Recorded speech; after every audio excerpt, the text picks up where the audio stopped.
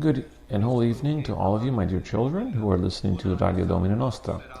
Tonight, in All Evidence, we are talking about a theologically challenging hypothesis, but one that is really under the eyes of the whole world. We're talking about the book that has been published from PM Publications by Diego Fusaro, philosopher, analyst, essayist, well-renowned throughout Italy. It is named The End of Christianity, a subtitle that is very significant as it makes a synthesis of an enormous volume with more than 400 pages, The Death of God in the Time of the Global Market and Pope Francis. We could say the two defendants, which are really the global market, which Diego Fusaro investigates in the ample first part of the so-called Pope Francis, who, in order for us not to be confused, in my mind is really not the Pope, as he has not been validly elected. He is guiding a revolution, as Diego Fusaro demonstrates in the second part. The book is not divided into two parts. I've done that for convenience.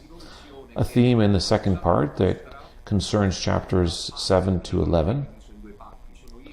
He is seen as the individual responsible for the capitulation of today's Christianity. It is a very serious issue that cannot be ignored, but that unfortunately encounters a total embargo from the news media. That is, if we examine the media, we understand that never like today, the church is alive. It is a church that is loved by the world, that opens its doors, that speaks the green language, very near to the world powers, global syncretism, globalism, etc. As Mr. Fusaro, there are other analysts that we will not have the possibility to talk about tonight, for example, Andrea Riccardi, Matuzzi, and others, who write books on the serious and real crisis of modern Christianity. Tonight particularly, we will concern ourselves with what I define as the second section of the book, in my view, the most compelling, maybe because I am personally involved in the themes contained in this book titled The End of Christianity. That is chapters 7 to 11. I suggest a personal reading for the first part, which is the one that will serve as a platform from which we can engage in other considerations. Diego Fusaro exposes his concern in the crisis of the Roman Catholic Church, the papacy, and so on. Chapters 7 to 11 have the following titles. The Sunset of the Church of Rome, from Vatican II to Bergoglio. In this chapter, Fusaro engages in considering a dependence between the solutions and the propositions of the Vatican Council II and Bergoglio, who's practically radicalizing them. On the other hand, chapter 8 is titled St. Peter's Empty Balcony. St. Peter's balcony is empty, and therefore we have the issue of Joseph Ratzinger and his resignation. I'll read you the title of the paragraph 2. To quote, Ratzinger, the pontiff, defeated by nihilism. After an ample and well-articulated reflection, Fusaro, in the last 3 chapters, states the 𝐥'𝐿 with respect to modern Christianity. Here are the titles. Post-Christianity, the subordination to the mundus. I was talking about this in the morning. Fusaro speaks about a post-Christianity. That is, we are in the presence of the possibility that now a Christianity is born, and it is not the 2,000-year-old one that we know. It is something new, and he speaks about it abundantly when he starts to reflect on the time of the Antichrist. Then in the last few chapters, the last 2 in particular, subordination to the mundus, that is the world.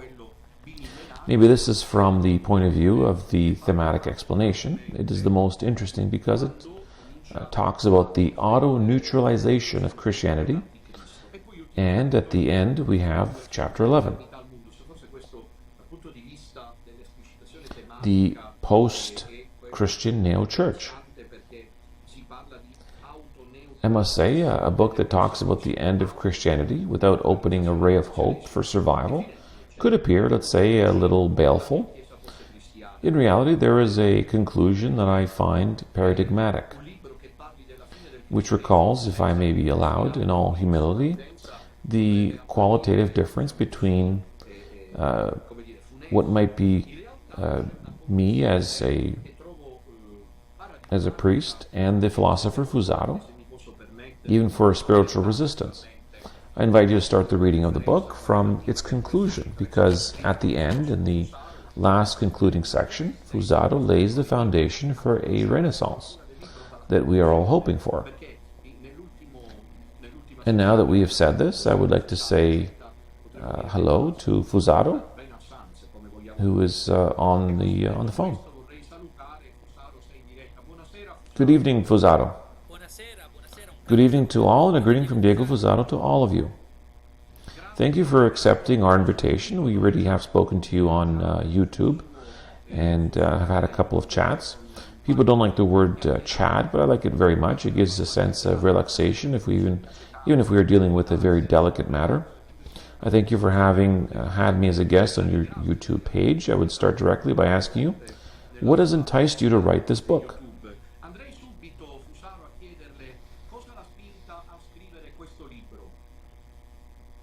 Thank you. First of all, it is me who must thank you for the excellent work that you're doing on the confessional plane, but also on the plane of reason. Yours is a battle which is very much appreciated even by men of reason, and not so much men of faith.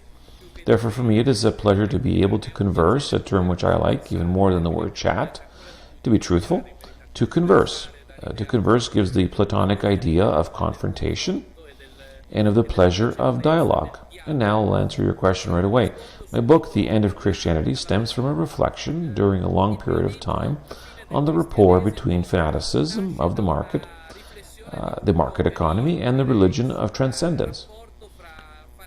This was a thesis that I have matured over time, according to which the techno-capitalist powers do not want or not need religion in any way.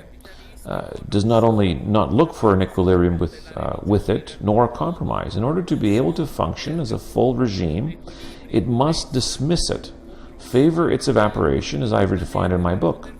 Furthermore, I like the term evaporation compared more to end, which has also been chosen editorially as a title because end seems peremptory. Evaporation, on the other hand, alludes to a process taking place that can still be, as we all hope, eventually stopped. Therefore, from here derives my text from stricto sensu, philosophical research, which I was developing for a long time, in which I came to, in some way, in 2013, that cataclysm that happened in the Church of Rome, which at that moment did not seem so dramatic as it was. We cannot understand what was happening, at least for those who were not intertwined with the events in the Church in Rome. Surely it was something of historical proportions. Right away, I understood that we had arrived at the moment of rede rationem, between Christian civilization and the world that did not want it any longer, but on the other hand, it was trying to dismiss. So from the very beginning, I noticed that while Ratzinger tried and with every power to resist this civilization of nothingness, which did not want either reason nor Christianity any longer, and for this, it attracted immediately my adhesion and my sympathy. A term that we maybe use in its Greek meaning from the very beginning. I found myself agreeing with Ratzinger's positions as from a different point of view from which I was operating from. There, the same opposition was coming against the civilization of nothingness, of relativism, of the dictatorship of relativism, and of the techno-capitalism. This was understood from the very beginning, and we could perceive Bergoglio's role as a ferryman of Christianity towards the precipice of nothingness as a normalizer, a decaffeinator, and an anesthesiologist of Christianity. Therefore, the first purely philosophical research came to unite itself with the one tied to the concrete life of the Church of Rome. And so the book was born, comprised of two parts, as we have been saying, but that basically aspires to be one complete unit. There is a first part that analyzes the enmity between the sacred and irrelevant, civilization of capitalism, and there is a second part that is focused, on the other hand, on the issues of the Church after Vatican Council II, all the way to the neo-Church, that of the liberal progressive Bergoglio, who in my view is an outpost of atheism in our society of consumerism.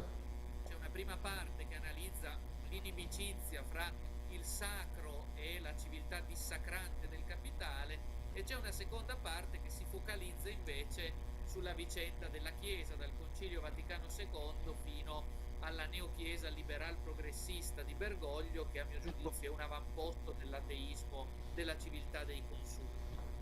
Regarding this mention that you make of Vatican Council II, in chapter 7 of the book, you attribute to Vatican Council II alone, as seen on page 226, to the inclusive, neutralizing process of relativism.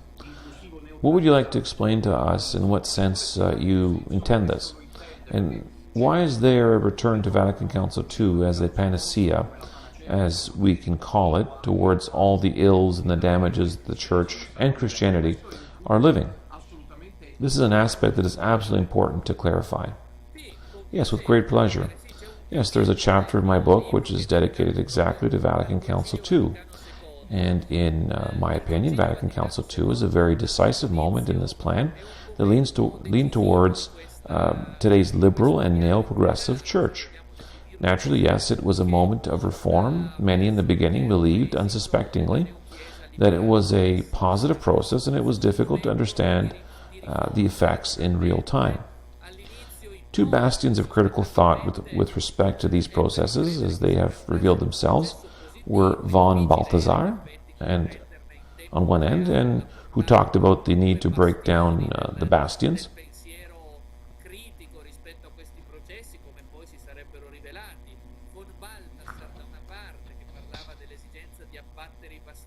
Yes, indeed. And Ratzinger himself on the other, who held moderately progressive views with respect to those that he would later adopt. They saw in Vatican Council II a possibility of modernization that would allow the survival of Christianity and to conquer the world. This, let's say, was at the beginning the objective, which seemed a very noble one. The idea that Christianity, in order not to remain behind with respect to the world, in order not to remain isolated and lose the faithful, could open up to the world and become worldly. Nonetheless, we now know ex post that that process of opening up towards the world did not conquer the world for Christianity, but brought it essentially to become lost to the world. So this is the movement. Certainly. That I see in Vatican Council II. This theological program, Fusaro, for those of us who are responsible for the work and who are on the front lines, there is also another type of interpretation. Naturally, we cannot speak about it in this context, obviously. You don't want to talk about it all the time, but when one talks about this capitulation of Catholic identity with respect to the modern world, there always is a reference for those who are doing the work to the third secret of Fatima. I dare to say, towards an interpretation that is supernatural. But this is not the context in which to speak of this. Instead, I wanted to ask you, always thinking about the pages of your book, could you explain to us how in chapter 8 you were able to place Ratzinger as a catacondtic element in the face of the Vatican Council II, or post-council tendency, both as prefect of the doctrine of the faith, you quote the Dominus Iesus, and as the Pope. Please explain to us in detail this passage from the relativist drift of Vatican Council II to the Ratzingerian catechon of chapter 8, with which you mention.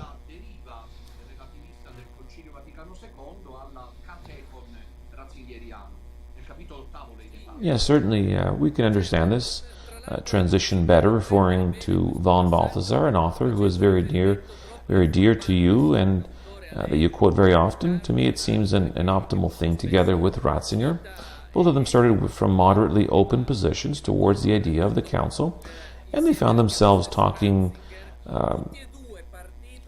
another look at their initial judgments. Von Balthasar spoke of a belt line, a longing, a desire for the world as a cipher to the new spirit of Christianity. And the same Ratzinger apparently said that it was a mistake to open up to the world without filters. In other words, towards the dominant modern mentality. He used this expression, and substantially, the way I interpret it, his pontificate, but we could also say something already convergent, for what pertains to his theoretical production before 2005, was an attempt to resist this belt line, this desire of the world, trying to call attention on tradition and on the impossibility to render Christianity more modern if, for modernization, we intend to make him compatible with the zeitgeist, with the spirit of time.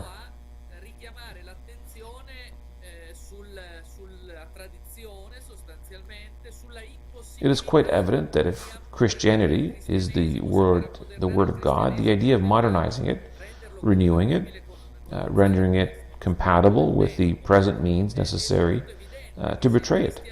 In some way, this is the deceit of the neo-progressive and liberal church of Bergoglio,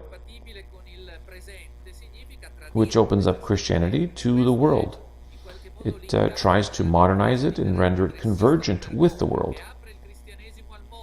In doing so, in reality, it causes it to melt and dissolve in the world itself. This is why many of the battles done by Ratzinger are battles of opposition with respect to the Beltline and the modernization of Christianity. For example, Ratzinger insisted there is the theme of the non-negotiable values. The theme of the non-negotiable values is one of the philosophical, theological themes that are most important in my view of Ratzinger's battle, that, as we know, has a theme, the opposition to the dictatorship of relativism. That dictatorship of relativism that today is the fulcrum of the spirit of our times. It is a dictatorship formed because it does not admit other possibilities, sanctioning them as fanaticism, violent, metaphysically dangerous, and so on. This is one aspect, but then there's also the idea that Ratzinger was able to articulate this theme according to which the Christian and the pontiff himself cannot reinvent Christianity according to likes or according to the spirit of the times, almost as if it were something to interpret liberally according to the historical moment.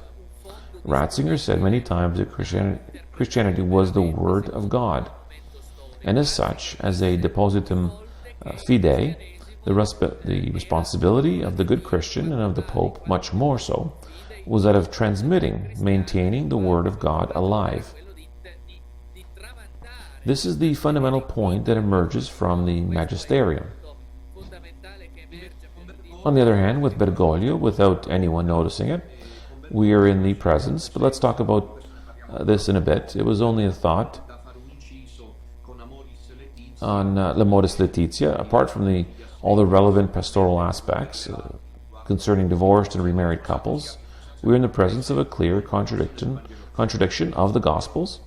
You, Fusaro, at a certain point, still in chapter 8, affirm, in reality, the balcony of St. Peter. We want to remind all of you who are listening, we are more than 2,000 right now. The balcony of St. Peter indicates the lodge of St. Peter, where the Pope looks out on the Piazza San Pietro.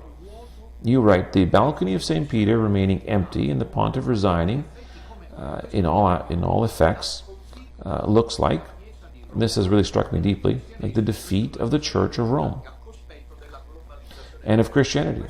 This is one of the most important passages in the face of market globalization. Evidently, you say that Bergoglio came out of the balcony to say to everyone, good evening. Exactly the same idea. And so it was perceived, the empty balcony, the resignation, gave the effect of a great defeat on Christianity. If you would like it, you would find a ante litteram representation of this in the film of Nanni Moretti called Habemus Papam. Correct? Yes. Nanni Moretti anticipates this, just as in Palombella Rossa, the end of communism, and with Habemus Papam, he seems to anticipate what will later happen with Ratzinger. Yeah, that is in fact Fusaro, and you might know very well that after Ratzinger's death, they tried to make people believe that he resigned because he didn't have the energy any longer, because he had personal problems, insomnia, and all those things. The version we have of the facts is this one, and it seems it's being reproposed, just like in the movie that you mentioned by Nanni Moretti. And there's no question of this. Yes, of course, certainly. Naturally, the thesis that I am proposing is convergent with your own, the one that you have developed in Peter, Where Are You?, which is a reference text that I have had the pleasure of citing in my new book, together with that of Andrea Cionci. In reality, Ratzinger never backed up. That was not the defeat of Ratzinger. Ratzinger only stepped to the side to be able to continue the fight much more efficiently. We can see it was an odyssey, it was a It was a gesture of intelligence, in order to make his action more efficient. As we know, Odysseus had a different courage than that of Achilles. That of Achilles is the courage of aggression. That of Odysseus is the courage which deviates from the action to render it more efficacious. On this note, as we know, while Ratzinger was renouncing the ministerium and not the munus, he was declaring checkmate to Bergoglio, and he continued to resist rampant nihilism. This is my thesis. Therefore, it is not the end of Christianity nor the defeat of Christianity, and it will not be such until there will be a little remnant, like the one that you have, as a point of reference to all those that follow you. In my view, we must create a united front with this remnant, in the name of reason, in faith, to resist the barbarity of a world that does not know what to do anymore with reason and faith, which are daily being humiliated and mortified. And the thesis that I'm proposing is exactly this.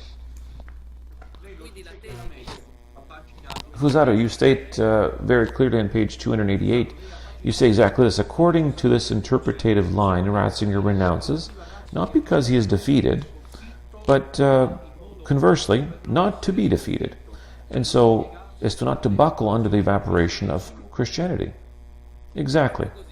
And the thesis, which I sustain in my book, The End of Christianity, is that Ratzinger would carry out that historical gesture of 2013 exactly to not be defeated, not because he was defeated, but not to be defeated in the face of slithering, liquid atheism. Even inside the church, in front of the powers of nihilistic globalization that was openly operating against him, suffice to see the hate shown towards him from the media and from the proponents of exclusive thought. In order not to be defeated, Ratzinger makes this move. He makes a winged step. He continues to fight. He does not run away in front of the wolves, using the same imagery that he himself employed in 2005, but he continues to fight and to fulfill the role of the katekon, of the restraining power with respect to the spread of the neo-liberal and relativist globalization.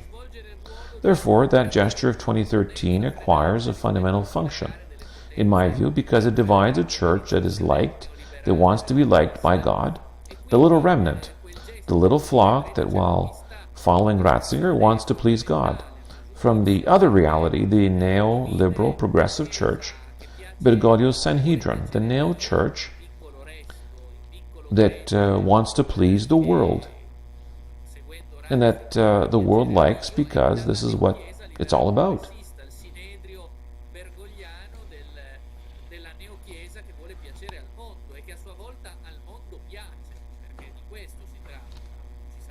Certainly. I'm sure people have asked themselves why Bergoglio is so well liked by the same individuals that have never hidden their hatred, their idiosyncrasy towards Ratzinger, since he had become Pope until the time of his death. We must be aware of this also. My thesis is that Ratzinger couldn't do anything different. Either he would end up in the same way, ousted, remaining at the margins, with respect to a world that did not want Christianity any longer. Or maybe with that gesture, brilliantly conceived, placing himself in the sede impedita, or the impeded see, and renouncing the ministerium, but not the munus. He was clearly separating the real church, his church, from the neo-liberal, progressive church of the anti-Pope Bergoglio, and of the neo and non-Christians. Fundamentally, I take the liberty in saying whoever follows Bergoglio's neo-church, whoever identifies himself in those messages, they are not Christian. The true Christian today has to be in opposition to the world of relativism and nihilism. Many times Ratzinger has stated this. Today, a Christian finds himself in opposition. Being Christian means giving testimony against a world of falsehood and relativism. A Christian who finds himself at ease in this world, like the Christian under the times of Bergoglio, is simply not a Christian. He's a simple adherent of the dogmas of the neoliberal globalization, which in all cases Bergoglio is asking us to follow. As Bergoglio sees him, the good Christian is simply a good consumer that adheres to the modules of relativist globalization, is against sovereignty, against populism, is for open borders, open ports, and roots for the openness so dear to the defenders of capitalism. Certainly, we must make a mention related to these themes, and also to our dear friend and journalist Andrea Cionci, whom you talk about in your book, and who has done a superb job in examining this theme. On the other hand, I wanted to ask you, at a certain point, you talked about a prophecy of Salò, of Pasolini. In other words, of a nihilism that successfully annihilates these two great enemies. Do you want to explain this to us better? You talk about this in your book.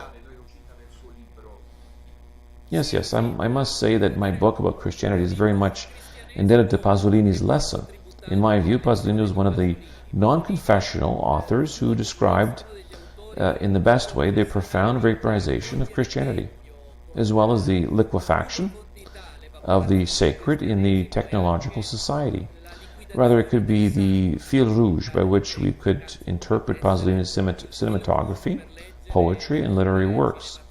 The disappearance of the sacred from the theorem until Salò. As we said, Salò is Pasolini's last film, deliberately unviewable, because unviewable is the world that represents the world of the civilization of consumerism.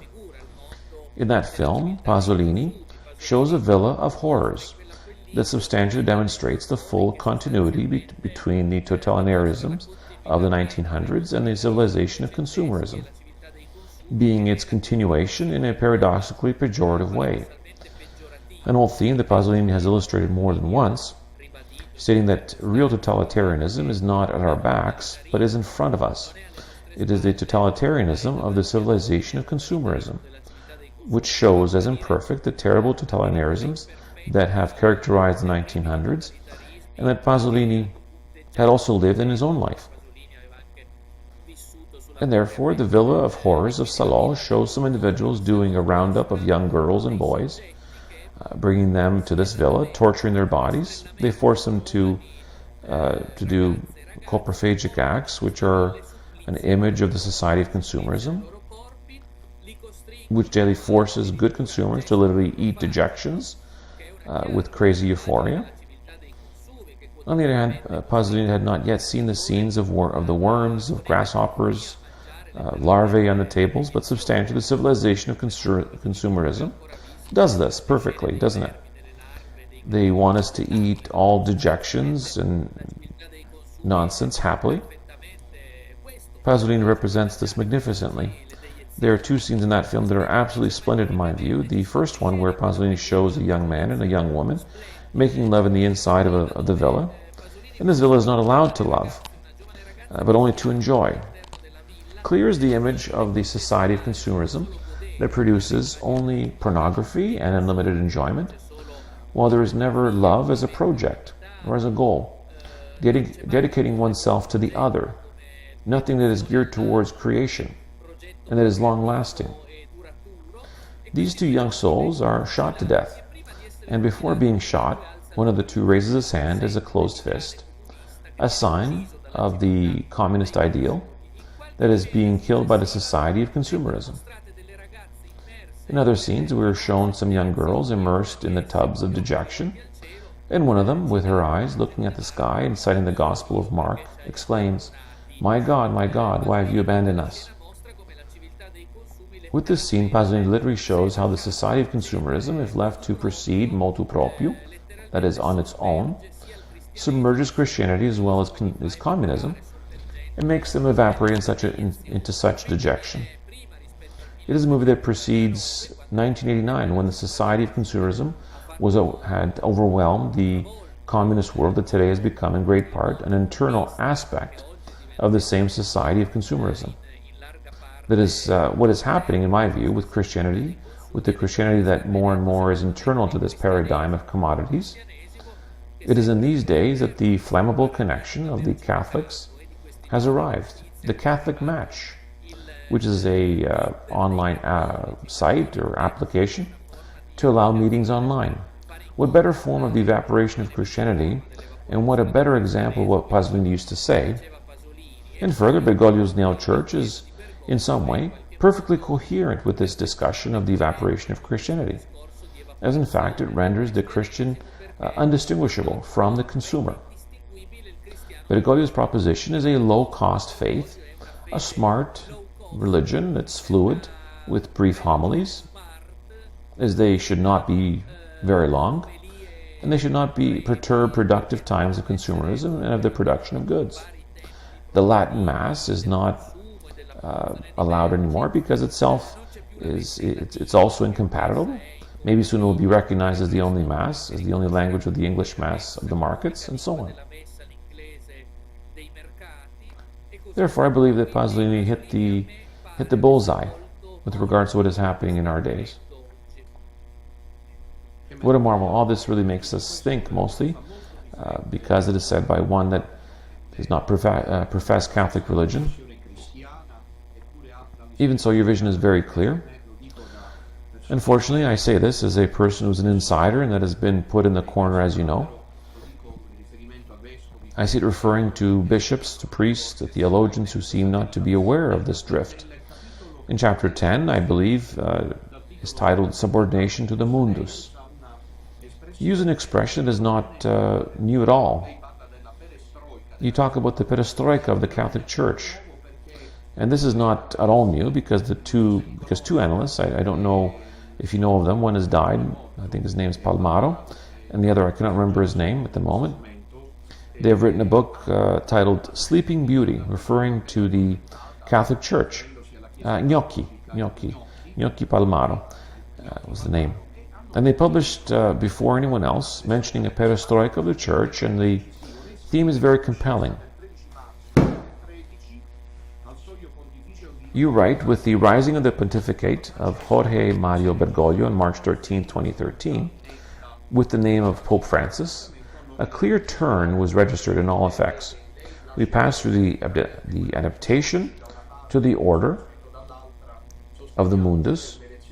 In other words, you make us understand clearly what Chonchi and I have highlighted and sustained from our points of view. That is, there is a piloted and therefore invalid election, desired by the powerful globalists who were at the service of the logic of the world markets, that wanted and are transforming Roman Catholicism into a sort of branch of globalist powers.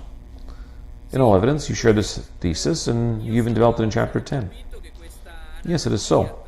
So I'm convinced that this analogy between Gorbachev and Bergoglio is very fruitful, concerning the differences between the two characters in question, and between the two contexts in question, as substantially as many might remember. What was saluted as the perestroika, literally the renovation, the modernization of the Soviet Union, initiated by Gorbachev, meant in reality the burial of the Soviet Union, its unglorious end, its settlement under the nothingness of the relativist civilization, the one that the following year, the end of communism, was utilizing Gorbachev as a testimonial for commercials for Pizza Hut. Similarly, the one that Bergoglio proposes, the mutus mutandi, is a perestroika of the Catholic Church. He promotes its modernization, its change, its internal reform. But in fact, it produces the same effect given by the perestroika. Substantially, it brings the Church towards its own liquefaction. So I believe it is a fruitful analogy which can be developed. I don't say anything new, obviously, if I say that Bergoglio, like Gorbachev, was liked from the very beginning by the representatives of the new liberal Atlantic modernism. Since the very beginning, Gorbachev was sanctified when he died in 2022 as a true and tried hero from the perspective of the West, as we understand. A real catastrophe, a cataclysm from the point of view of the Soviet Union. If one considers that life expectancy was lowered substantially, remember, by 7 years, approximately, for inhabitants, they found themselves in a condition that many say to be not excellent at all. And surely it wasn't. They found themselves in a condition of total misery in the 1990s, and so on.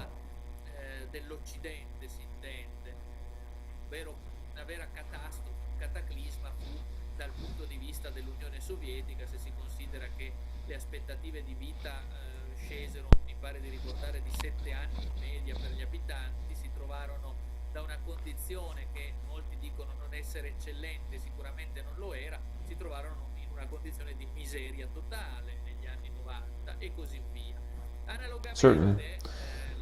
In the same way, Bergoglio's perestroika is destroying the church as it doesn't allow it to live again, to be reborn. On the contrary, the opening up of the church does not bring new sheep to the flock, but sends away the few that probably remained. It melts Christianity into consumerism, because if Christianity reiterates the same ideals of the society of consumerism, what need is there for Christianity at this point? This society of consumerism should be enough. Why should a young man today be passionate about Christianity? If commercials, successful singers, and media are saying the same things. It becomes a futile doubling that empties itself out more and more of Christianity. This aspect of Bergoglio really astonishes us. There is never an opening towards the transcendent, towards the sacred, the eternal. He only talks about migrants in terms aligned towards the neoliberal globalization. One talks about green issues of the fight against populism. In some, Bergoglio assumes the image of a forest ranger, an operator of a non-profit organization, a leader of a liberal or progressive party. There's never in him a trace of a man of faith, much less of a high-level exponent of an institution such as the Roman Catholic Church.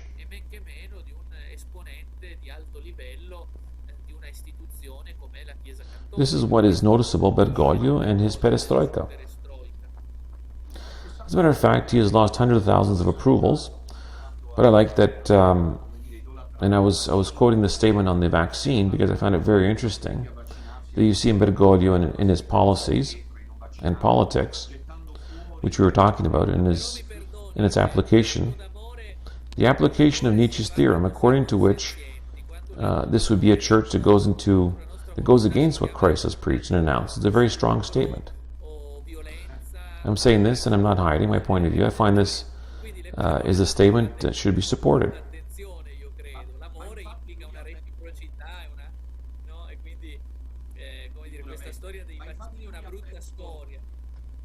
Centinaia di migliaia di consensi con quella dichiarazione oltre ogni... Ma mi piace, io stavo infatti citando questa osservazione sul vaccino perché ho trovato molto interessante che lei vede in Bergoglio e nella sua politica di cui ci stava parlando, nei suoi aspetti applicativi, addirittura l'applicazione del teorema di Nietzsche, secondo cui questa sarebbe una chiesa che va contro ciò che Cristo ha predicato. I find that this is the statement that you should be supported. I think I will repeat it many times. And here we have the anti-Christic theme. Practically, you make a statement according to Nietzsche's theorem, which I was not familiar with. I want to ask you if you can please explain to us a little bit to show that Pope Francis in some ways promoting that ecclesiastical structure that goes against what Christ combated and has taught us to combat. Did I understand it correctly?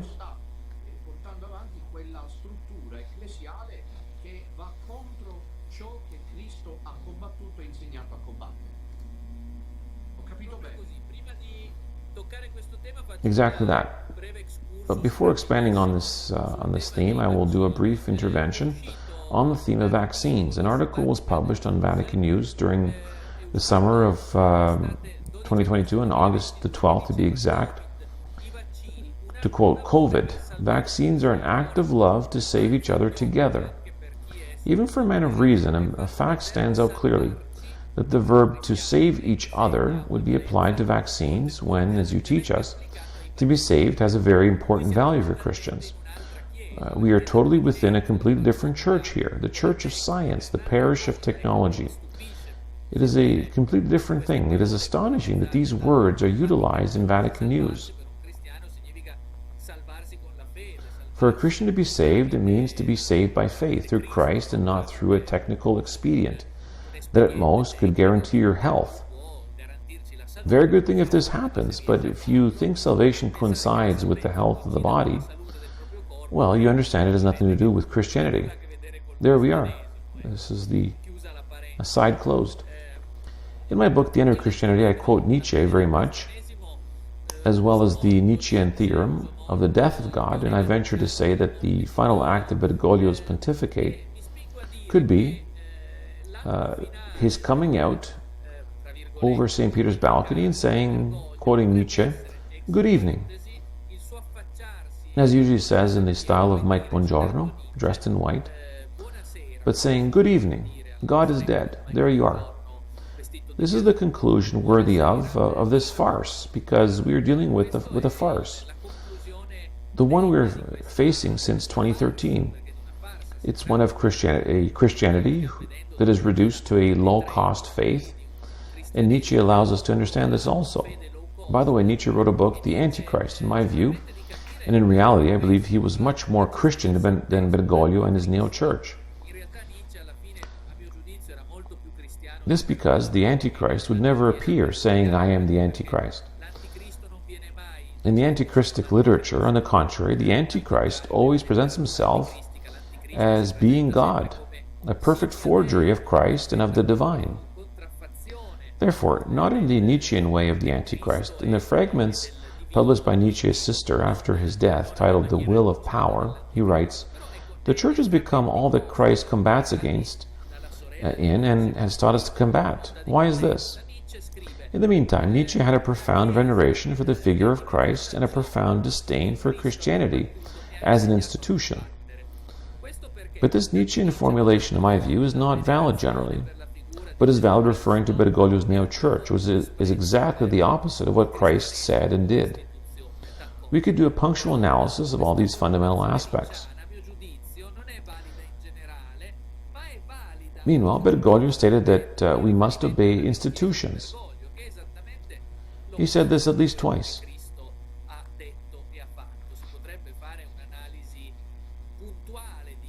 As I look back in my book, The End of Christianity, Christ does not obey institutions.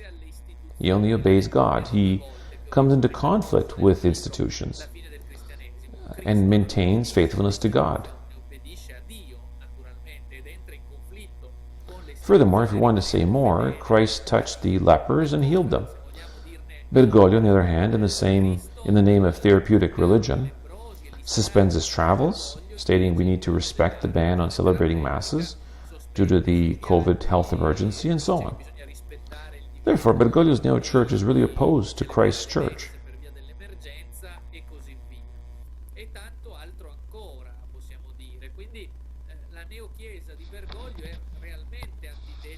Another theme which they discussed a lot was that of opening up ports.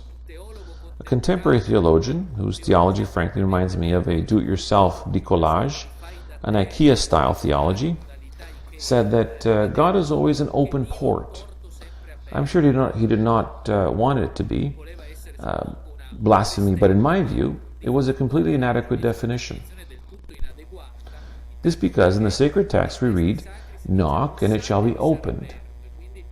And with this we presume there might be closed doors that will open, or will not open according to the context. And we do not say open ports in traffic of low-cost labor, because this is the capitalism of which we are dwellers. So from this point of view also, Bergoglio's vision is contrary to the one of Christ and Christianity in its origins. While Christ was in some way in conflict with the powers that offend the divine, think of the episode of the expulsion of the merchants and of the money changers from the temple. It is not by chance that Bergoglio, aside from not so challenging phrases against finance capital, in the end does not say anything substantial on these themes. On the other hand, not by chance, he loves Luther. He wrote that Bergoglio possesses a sort of Luther mania. And I believe this is a very poignant statement, because Luther is also the one who theorizes the subordination of a Christian to the overall power. Luther is the one who incites princes to massacre farmers in revolt. Bergoglio's neo-church is completely subordinate to the powers of neoliberal globalization, to the Plutarchs of neo-capitalism. And this is very interesting. Ratzinger was not, he warned us, against the powers of finance and media. Ratzinger always placed Christ and God in the center, not neoliberal globalization.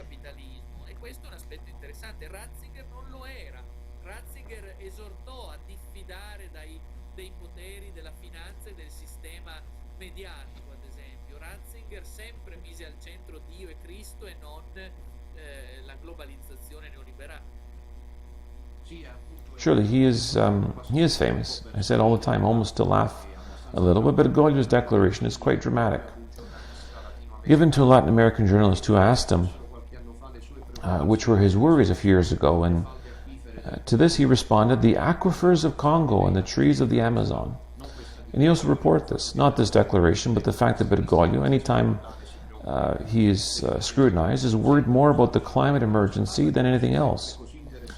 Listen, Fusaro, given the fact that when we talk about things that are always so interesting and beautiful, time flies very rapidly, we only have 10 minutes left at our disposal. Yes, more or less 10 minutes, maybe just a few more.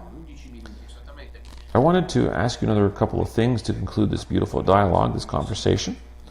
First of all, very unexpectedly for me, you're a little conciliatory in chapter 11, paragraph 5. I did not expect this title because it says a pope in brackets, and this could be okay. Then it says with views close to heresy, and you place a question mark there.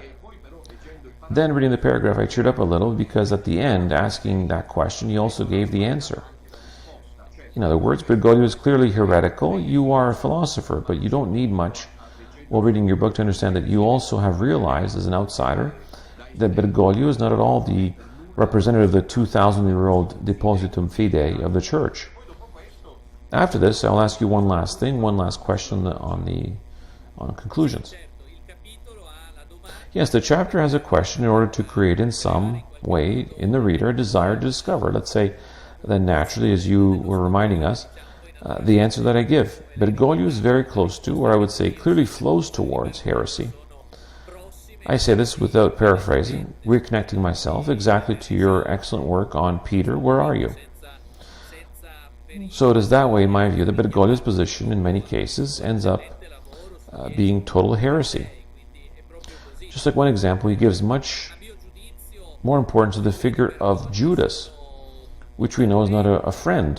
The word used by Bergoglio, Judas is not a friend, and even if we're true that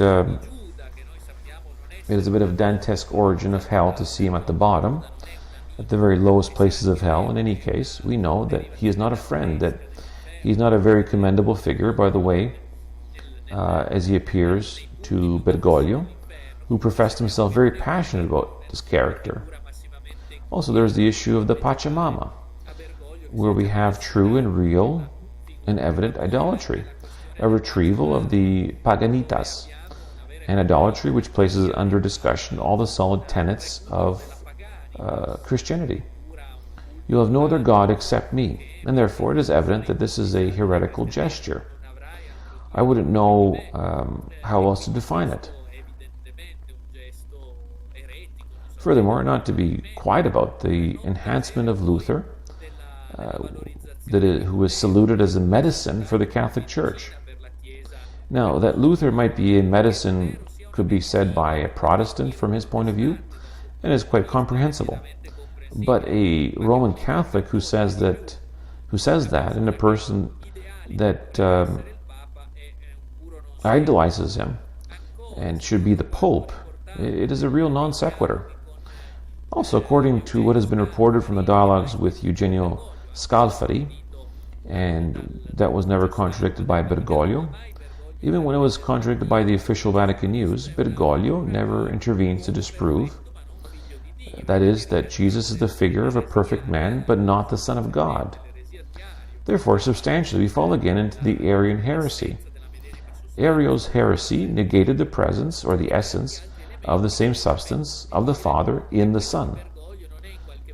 There are many other elements that allow me to say that Bergoglio's religion is not simply a religion of nothingness, which approximates the religion of the individual who know very little about faith, something that in itself is much graver if we think of the role that he occupies as Pope.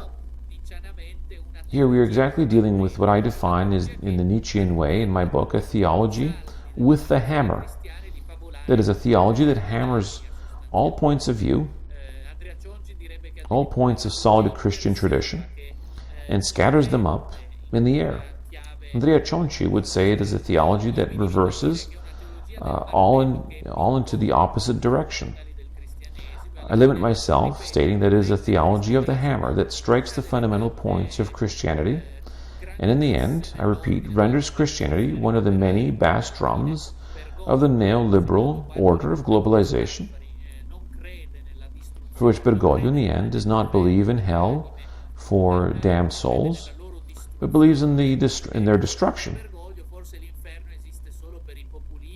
That's why maybe for him, hell exists only for populists, for sovereigntists, and those who protest globalization and neoliberalism. Yes, with respect to this aspect, I would say that he is a subscriber, if not the leader, of a progressive liberal party. Yes, certainly this is a wonderful exhibition of all of Bergoglio's heresies, and there are many of them, unfortunately for us. Listen, Fusaro, we are approaching the end of our interview.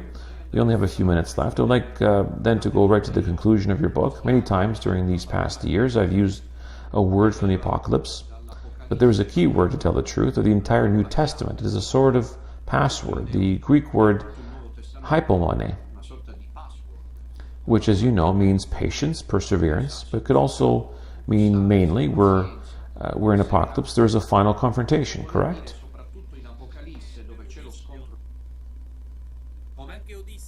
Also with Odysseus of the Odyssey, this virtue has been attributed to him, that of courage, forbearance, and constancy. So this term that we find in the Apocalypse is one that is much more incisive, together with that of the pistis, which I've already interpreted as the key word for resistance. But you go a bit farther. I'm very happy about this, and I want to congratulate you, because if I understand correctly, you invite the little remnant and all Christians that the first time are a minority with a kind of appeal. We are in the final statements of the book. I'm reading from page 422. The decisive word for you is much more important, much stronger. And the word is insubordination. I cannot hide from you the fact that when I read this word, it really struck me. In other words, you invite to insubordination against the spirit of the world, the spirit of time, and its principal theophobic determinations. Please explain to us what is this theophobia. That is, even if we understand it, it is always good to make this explicit and tell us clearly, if we only have this direction left, that of insubordination to the world powers, to the spirit of the world, in order to resist and save Christianity.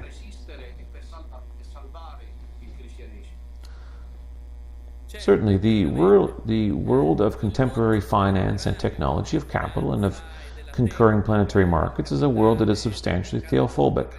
In other words, it despises the divine. It is a hierophobic world that despises the sacred, a world that you must desecrate and render completely profane, because if the sacred, as I define in my book, The End of Christianity, is the unavailable, the world of technology foresees all things as being available, and therefore nothing can remain sacred.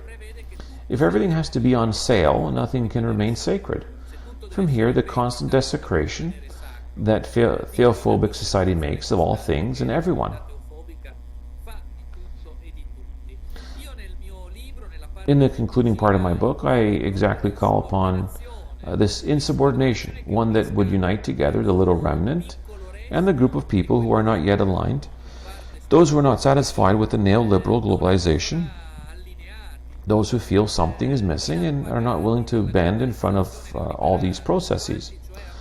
In reality, my book starts from this thesis and concludes with the same thesis because, as you might remember, in my book, there's a quotation in the opening by Pasolini that, as I was saying in one of the references in the book,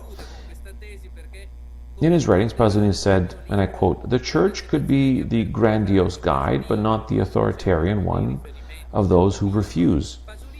And here a Marxist is talking as a Marxist.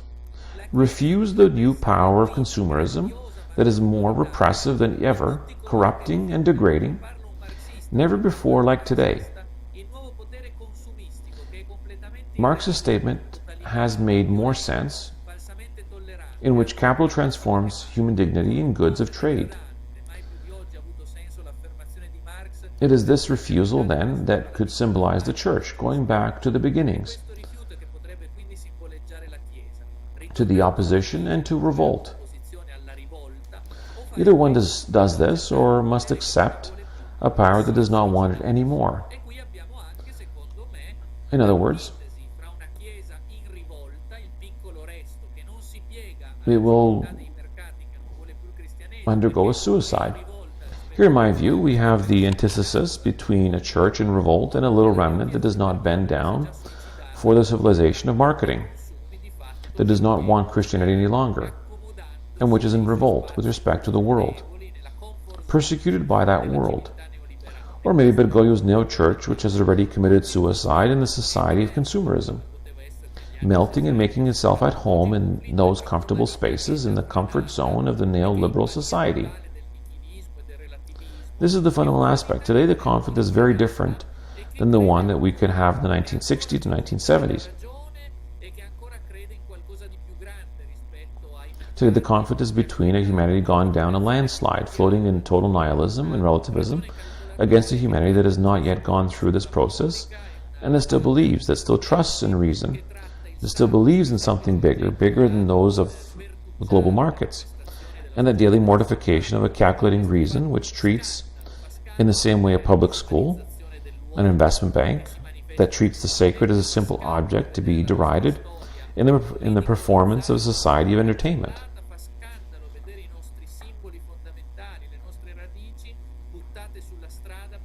All this creates scandal. It creates scandal in seeing the dehumanization of man happening daily. It creates scandal to see our society being ridiculed, if not to say cancelled. It creates scandal seeing our fundamental symbols, our roots thrown down the street, only to be desecrated. In my view, this is why today does not suffice to say no, a gesture that is only of individual dissent. We need total insubordination and revolt, in order not to take our own lives in that world that dehumanizes us and makes us simply a prosthesis of nothingness.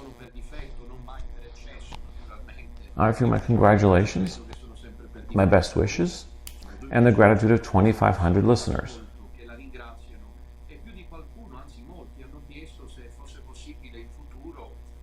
And many of them have asked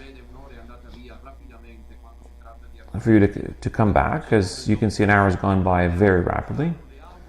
When it comes to themes examining according to the Logos, I thank you, Fusaro, and I wish you wonderful work, good health for you and your family. I invite our listeners to read the last editorial by Fusaro, The End of Christianity. Thank you. Thank you again, mighty Fusaro, and to our staff. May God be praised, and let's go forward with Mary.